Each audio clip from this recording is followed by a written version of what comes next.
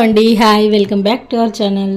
అందరూ ఎలా ఉన్నారు, బాగున్నారా? ఈరోజు మరొక మంచి రెసిపీతో వచ్చాను. మీరు ఈసారి రొయ్యల కూర వండినప్పుడు ఇలా వండి చూడండి, చాలా బాగుంటుంది. ఇది రైస్లోకే కాదండి, రోటీలో కూడా మంచి కాంబినేషన్. అన్నీ కాదండి, మన ఛానల్లో red chilli prawn fry recipe కూడా ఉంది. ఈ లింక్ డిస్క్రిప్షన్లో ఇస్తాను. ఫ్రై ఇష్టమన్న వాళ్ళు ఒకసారి ఆ వీడియో కూడా చూసేయండి. మరి ఇప్పుడు మనం ఈ కర్రీ ఎలా తయారు చేయాలో చూసేద్దాం.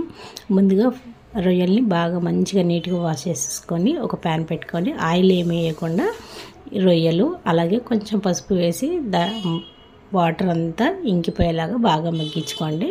అలాగే మన ఛానల్ని ఎవరైతే ఫస్ట్ టైం చూస్తున్నారో సబ్స్క్రైబ్ చేయండి. అలాగే ఈ రెసిపీ నచ్చిన వాళ్ళు లైక్ కూడా చేయండి. మీరు రొయ్యల కూర ఎలా వండుతారో కూడా కామెంట్ చేయండి. ఒక్కొక్కరు ఒక్కో రకంగా వండుతారండి, కాబట్టి మీరు ఏ రకంగా చేస్తారో కూడా కామెంట్ చేయండి. చూడండి, రొయ్యల్లోని నీళ్ళన్నీ ఇంకిపోయినాయి అనమాట. ఇప్పుడు వీటిని ఒక గిన్నెలోకి తీసి పక్కన పెట్టుకోండి. అదే ప్యాన్లో కొంచెం ఆయిల్ వేసి ఒక 2 ఉల్లిపాయలు 3 పచ్చిమిరపకాయలు పొడుగ్గా చీరుకొని అలాగే కొంచెం సాల్ట్ కూడా వేసి బాగా మగ్గించుకోండి.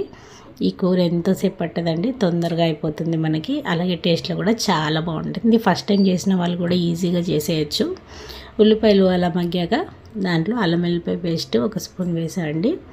అలాగే పుల్లటి మామిడికాయ, ఇది మనకి తీయగా ఉన్నది వేసుకోకండి, టేస్ట్ అనేది తెలియదు. పుల్లగా ఉంటే, ఎంత పుల్లగా ఉంటే మామిడికాయ కూర అనేది అంత బాగుంటుంది అనమాట.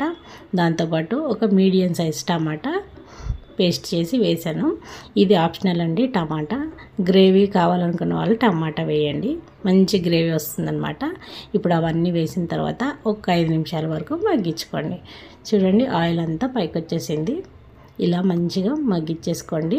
అలా మగ్గిన తర్వాత దీంట్లో కూరకి సరిపడా సాల్ట్ అలాగే కారం కూడా వేసేసేయండి.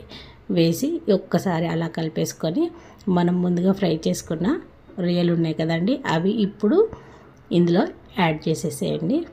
ఇవి కూడా రొయ్యలు వేసి మనం వేసిన మసాలాలన్నీ దీనికి పట్టేలాగా మంచిగా ఒకసారి కలిపేసేయండి. వీడియోలో చూపిస్తున్న విధంగా కలిపేసేసి ఇప్పుడు దీంట్లో వాటర్ అండి, ఒక చిన్న గ్లాసుడు వాటర్ వేసుకోండి.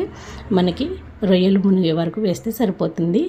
రొయ్యల్లో ఎక్కువ వాటర్ వేసి చాలాసేపు ఉడకబెడితే రొయ్యలు అనేది రబ్బర్లా సాగుతాయండి. కాబట్టి ఎక్కువ ఓవర్ కుక్ చేయొద్దు ఎప్పుడైనా రొయ్యల్ని.